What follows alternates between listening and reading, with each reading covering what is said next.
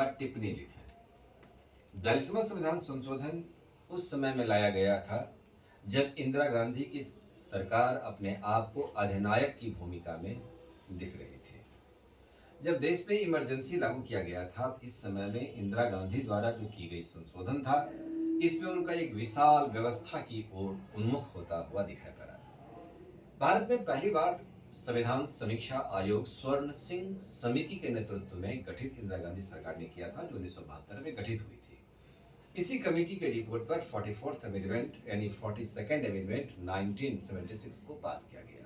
इस संविधान संशोधन को आदि संविधान संशोधन तथा आदि मिनी संविधान के नाम से भी इसे जाना जाता है, कारण आज तक का सबसे बड़ा यह संशोधन है। इस संशोधन में संविधान समीक्षा आयोग की रिपोर्ट आ जाने के बाद जो संशोधन की गई थी, वह संशोधन मैक्सिमम संविधान के अनुच्छेदों को अध्ययन करने के बाद उसमें भी संशोधन की गई थी। इंदिरा गांधी की सरकार ने इस बात को देखा कि न्यायपालिका के साथ हम विवाद के दायरे में आ सकते हैं, यह भी प्रावधान बना दिया कि न्यायपालिका हमारे द्वारा किए गए संशोधन को कोई हस्तक्षेप नहीं करेगी। अब देखिए कि 42वां संविधान संशोधन में क्या किया गया। प्रस्तावना में 3 शब्द को, प्रस्तावना में अभी तक एक बार ही संशोधन हुआ है, जिसमें से समाजवादी, पंथ निरपेक्ष और अखंडता शब्द को जोड़ा गया। पंथ निरपेक्ष और अखंडता, ये 3 शब्द को यहां पर में जोड़ दिया गया। प्रस्तावना में संशोधन किया गया।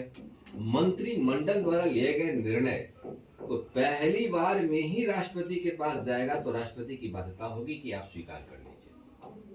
मंत्रिमंडल जो निर्णय देगी, सलाह देगी राष्ट्रपति को, और पहली बार में ही स्वीकार करना होगा। कोरम व्यवस्था जो संसद और विधानमंडल में होता है, कहा कि कोरम की आवश्यकता नहीं है। यदि मान लें कि सदन में कोई बैकआउट कर जाएगा तो कोई फर्क नहीं पड़ेगा, हम अपने कानून को बनाने का रास्ता दिखाएंगे। इस प्रकार से इंदिरा गांधी की सरकार ने अपने आप को सोचते हुए बात को रखा है। संसद और विधानमंडल में कोरम समाप्त कर दी गई। भारतीय संविधान के अनुच्छेद 100 में यह प्रावधान की गई कि सदन के कुल सदस्यों का 1/10 का उपस्थिति अनिवार्य होगा, अन्यथा सदन को स्थगित, बैठक के स्थगित पीठासीन पदाधिकारी को करने का अधिकार है। इस प्रकार से इन्होंने क्या किया, संसद में कोरम और विधानमंडल को समाप्त कर दिया गया। अब कहा कि हमारे द्वारा जो संशोधन होगा, न्यायपालिका में कोई मामला हस्तक्षेप में नहीं लाया जाएगी।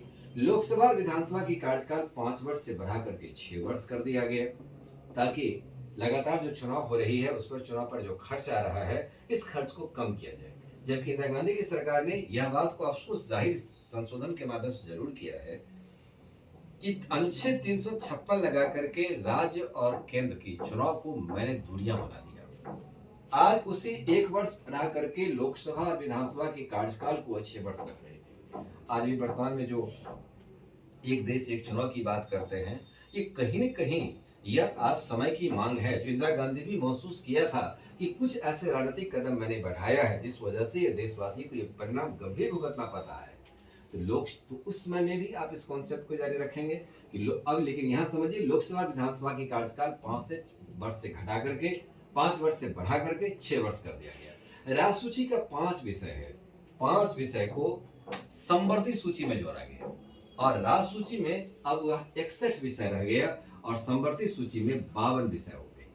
तो राज्य सूची का जो 5 विषय, जो अक्सर पीटी में भी क्वेश्चन पूछता है, उसमें से शिक्षा, वन, वन्यजीव, पक्षी संरक्षण और नापतौल, ये 5 विषय यह राज्य सूची से निकाल करके, पहले 66 विषय था, 5 विषय माइनस हो जाने के कारण अब यहाँ पर 61 विषय हो गया। ये 47 विषय संवर्ती सूची में था, ये 5 विषय जुड़ जाने का अब यहाँ पर 52 विषय हो गया। अनुच्छेद 352 जब आंतरिक आपात लागू की जाती है तो सशस्त्र जो आंतरिक आपात जो लागू की जाएगी, इसमें से इस शब्द को हटा करके सशस्त्र विद्रोह का स्थान इसमें रखा गया। तो अब यहाँ पर क्या है, आंतरिक आपात की घोषणा यहाँ पर किया जाएगा। तो 352 जब भी घोषणा होगा, संसद उसे 30 दिन के भीतर में स्वीकृति देगा। संसद 30 दिन के भीतर में स्वीकृति देगा अनुच्छेद 352 को। मौलिक अधिकार आपातकाल में रद्द हो जाएगी। पीएम के, राष्ट्रपति के अधिकार को कम कर दिया गया और प्रधानमंत्री के अधिकार को बढ़ा दिया गया। ये 42nd अमेंडमेंट 1976 के प्रोविजन में था। केंद्र सरकार को अधिकार दिया गया कि सीआरपीएफ के जवान को भारत के किसी भी आवश्यकता अनुसार किसी भी राज्य में भेजा जा सकता है। क्योंकि कुछ राज्य इस पर आपत्ति उठा रहा था, तो कहा कि नहीं, किसी भी राज्य में हम भेज सकते हैं, केंद्र को यह अधिकार बनता है। 44th अमेंडमेंट 1978 ये मोनार्ची की सरकार ने किया। ये 42nd अमेंडमेंट का काउंटर था, जिसमें था कि मंत्रिमंडल ने एक बार डिसीजन दिया, ये कहता है कि एक बार हम वापस कर सकते हैं, दूसरी बार में राष्ट्रपति को बाध्यता देने की बात कही गई। कोरम यहां समाप्त कर दिया गया, लेकिन संसद और विधानमंडल में भारतीय संविधान के अनुच्छेद एक्ट 100 के तहत कोरम को फिर से वापस ले आया। जैसे लोकसभा 543 इसका 1/10, 243, 245 जिसमें से 1/10 ये राज्यसभा में कोरम रखा गया। यानी किसी भी राज्य और विधानमंडल में कोरम 1/10 उस सदन का सदस्य का रहेगा। लोकसभा विधानसभा की कार्यकाल 5 वर्ष से 6 वर्ष किया गया, तो यहाँ पर 6 वर्ष से घटा करके 5 वर्ष कर दिया गया, जो भी वर्तमान में भी चल रही है। अब इसी विषय पर एक देश एक कानून यदि आ जाएगी, तब ये कार्यकाल 5 वर्ष का ही रहेगा।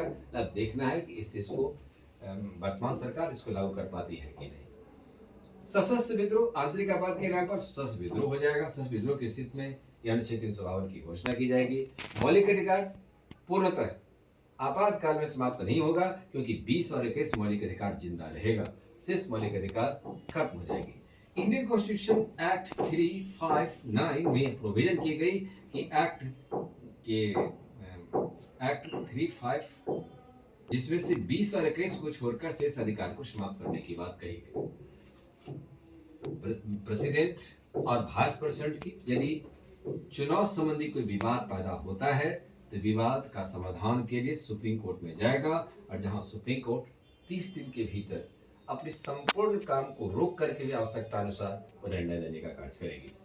इसमें 44th अमेंडमेंट जो मूलतः जाने जाते हैं, इसी का काउंटर और एक विषय वस्तु इसका जाता है कि संपत्ति का जो अधिकार था वह मौलिक अधिकार का हिस्सा था। देसाई की सरकार ने समता का अधिकार प्रभावित होने की वजह से इसे कानूनी अधिकार के रूप में 44th अमेंडमेंट 1978 के द्वारा इसे कानूनी अधिकार के रूप में अनुच्छेद 300A में रखा गया।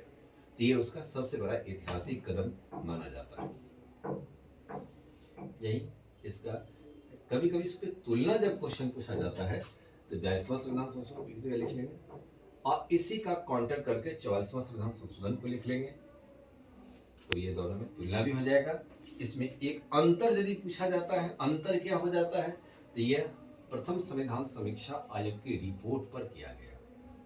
इस संदर्भ में किसी प्रकार का कमेटी का रिपोर्ट नहीं था, और प्रथम संविधान समीक्षा आयोग स्वर्ण सिंह समिति के अगुवाई में जो काम किया गया था, वो कमेटी का रिपोर्ट था जिस पर ऐसा काम किया गया। हालांकि दूसरा संविधान समीक्षा आयोग की भी गठन की गई, जो वाजपेयी सरकार ने गठन किया था, लेकिन वाजपेयी सरकार की रिपोर्ट को सदन के पटल पर लाया नहीं गया।